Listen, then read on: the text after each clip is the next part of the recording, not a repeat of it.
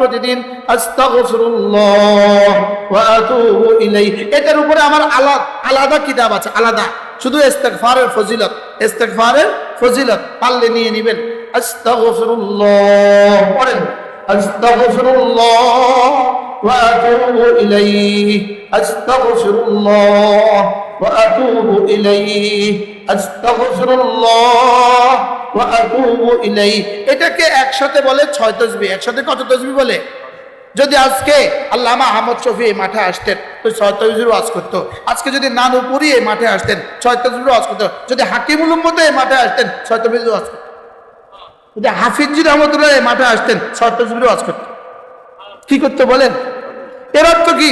আপনি বলবেন হুজুর আপনার 6 তাসবিহ ওয়াজ শুধু এটাই ইসলাম। আমি বলবো না বন্ধু, এটা ইসলামের কোটি কোটি ভাগের এক ভাগ, কোটি কোটি ভাগের এক ভাগ। আপনি সমস্ত বক্তাদের কাছ থেকে বাকি